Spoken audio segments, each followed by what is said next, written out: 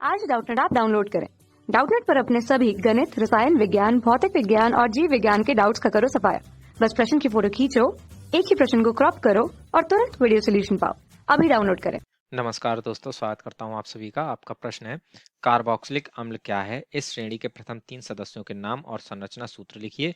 और कह रहा है कि एथेनोइक अम्ल की इलेक्ट्रॉन बिंदु संरचना दीजिए। ठीक है, तो आइए हम अपने प्रश्न के उत्तर को समझते हैं और सभी भागों के उत्तर जो है एक एक करके स्पष्ट करते हैं। ठीक है, तो सबसे पहले हमसे क्या पूछ रहा है, कार्बोक्सिलिक अम्ल क्या है? ठीक है ना, तो ऐसे हाइड्रोकार्बन जिनमें हमारा COOH यानी कि कार्बोक्सिलिक क्रियात्मक समूह जुड़ा होता है, ठीक है, उसे हम कार्बोक्सिलिक अम्ल कहते हैं। ठीक है, कार्बोक्सिलिक अम्ल क्या है, इसको हम लिख लेते हैं। जैसा कि हमने कहा कि ऐसे ऐसे कार्बनिक यौगिक ऐसे कार्बनिक यौगिक जिनमें ऐसे कार्बनिक यौगिक जिनमें कार्बोक्सिलिक समूह यानी कि COOH अर्थात कार्बोक्सिलिक,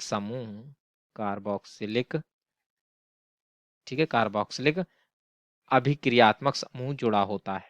ठीक है, कार्बोक्सिलिक अभिक्रियात्मक समूह, ठीक है ना, कार्बोक्सिलिक अभिक्रियात्मक समूह जुड़ा होता है जुड़ा होता है ठीक है ना, कार्बोक्सिलिक अम्ल कहलाते हैं। ठीक है, तो इस प्रकार से ये जो है हमारे कार्बोक्सिलिक अम्ल की जो है परिभाषा पूर्ण होती है। अब इसमें क्या करें कि इस श्रेणी के प्रथम 3 सदस्यों के नाम और संरचना सूत्र लिखिए। ठीक है, तो इस श्रेणी के जो है प्रथम 3 सदस्यों के नाम लिखें। ठीक है ना, तो इसका जो पहला सदस्य होता है वो होता है हमारा CH, वो ये हमारा होगा HCOOH। ठीक है ना, HCOOH। तो पहले हम जो इसका जो एक सामान्य सूत्र है उसको देखें, तो ये हमारा होता है RCOOH होता है ये हमारा। ठीक है ना, तो इस प्रकार से ये देख सकते हैं यहाँ पर कार्बोक्सिलिक क्रियात्मक समूह जुड़ा है और ये जो है हमारा क्या है, एल्काइल श्रेणी है। ठीक है, तो ये जो है हमारी एल्काइल श्रेणी होती है। ठीक है, तो अब इसमें जो है सबसे कम कार्बन जो है वह हमारा एक कार्बन का होगा, कार्बोक्सिलिक समूह, तो उसमें जो है एल्काइल के स्थान पर जो है हमारा हाइड्रोजन जुड़ेगा। ठीक है, तो इस प्रकार से होगा। तो अतः हम यहाँ पर जो है सभी प्रथम 3 सदस्यों के नाम लिखें। ठीक है, तो पहला होता है हमारा फॉर्मिक अम्ल होता है। फॉर्मिक अम्ल जो होता है वह हमारा इसका जो है पहला सदस्य होता है जिसका सूत्र होता है HCOOH। ठीक है, दूसरा जो होता है हमारा होता है एथेनोइक अम्ल। एथेनोइक अम्ल होता है, ठीक है, जिसका सूत्र होता है CH3COOH। ठीक है, तथा तीसरा जो होता है वो होता है हमारा प्रोपेनोइक अम्ल।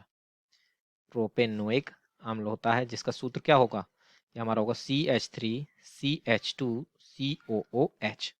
ठीक है, तो इस प्रकार से ये जो है ये 3 जो है हमारे इस श्रेणी के प्रथम 3 सदस्य हैं। ठीक है, तो अब हमसे क्या कह रहा था कि एथेनोइक अम्ल, ठीक है ना, ये कह रहा था कि एथेनोइक अम्ल की जो है वह इलेक्ट्रॉन बिंदु संरचना दीजिए।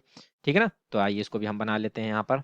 एथेनोइक अम्ल की अम्ल की इलेक्ट्रॉन बिंदु संरचना, ठीक है ना, तो इसको हम बना लेते हैं। तो बिंदु संरचना क्या होती है, इसमें जो है संयोजी कोश में पाए जाने वाले इलेक्ट्रॉनों को जो है जब हम बिंदु के रूप में प्रदर्शित करके संरचना बनाते हैं तो उसे हम इलेक्ट्रॉन बिंदु संरचना कहते हैं। ठीक है, तो एथेनोइक अम्ल का जैसे कि हमने सूत्र देखा क्या होता है, CH3COOH। ठीक है, तो कार्बन के जो है हमारे कार्बन के पास जो है वह हमारे 4 जो है संयोजी कोश में इलेक्ट्रॉन होते हैं। ठीक है, तो और हाइड्रोजन के 1 होता है। ठीक है, तो इस प्रकार से होगा। तो ऑक्सीजन के संयोजी कोष में 6 इलेक्ट्रॉन होते हैं। ठीक है, तो अपने जो है अष्टक को पूर्ण करने के लिए जो है वह यहाँ पर जो है इलेक्ट्रॉन जो है वे इलेक्ट्रॉनों को साझा करते हैं तत्व और अपने अष्टक को पूर्ण करते हैं। ठीक है, तो सभी के जो है संयोजी कोष में उपस्थित इलेक्ट्रॉनों को हम यहाँ पर बना लेते हैं। ठीक है ना, तो ये यहाँ ऑक्सीजन के 6 इलेक्ट्रॉन जो है वे इस प्रकार से होंगे यहाँ। ठीक है, ये COOH का बना दिया, अब ये CH3 का था। ठीक है, तो CH3 का भी हम बना लेते हैं।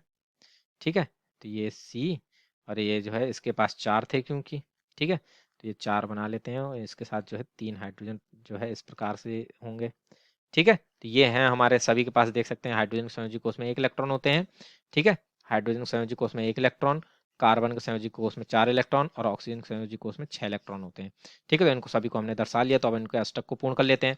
तो ये हाइड्रोजन जो है वह इसका इलेक्ट्रॉन को साझा करता है और अपने अष्टक को पूर्ण करेगा।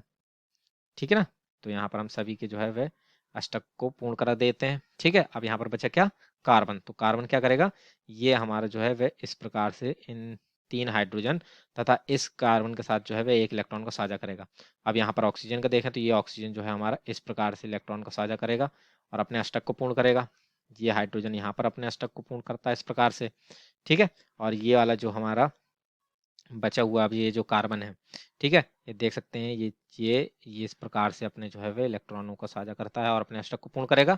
और ये बचा जो हमारा यहाँ पर ऑक्सीजन, ये हमारा जो है वह इस प्रकार से अपने इलेक्ट्रॉनों को साझा करता हुआ अपने अष्टक को पूर्ण करेगा। तो अब देखेंगे कि सभी के पास जो है वह अपने अपने 8 इलेक्ट्रॉन आ जाते हैं, ठीक है। तो इस प्रकार से ये जो है वह हमारे एथेनोइक अम्ल की जो है वह इलेक्ट्रॉन बिंदु संरचना आ जाती है, ठीक है ना। तो इसी के साथ जो है ये हमारे प्रश्न का उत्तर जो है पूर्ण होता है। आशा करता हूँ आप सभी को उत्तर समझ में आया होगा। धन्यवाद। कक्षा 6वीं से 12वीं से लेकर नीट, IIT, JEE वो एडवांस के लेवल तक 1 करोड़ से ज्यादा छात्रों का भरोसा। आज ही डाउनलोड करें डाउटनेट ऐप या व्हाट्सएप करें अपने सारे डाउट्स 8400 400 400 पर।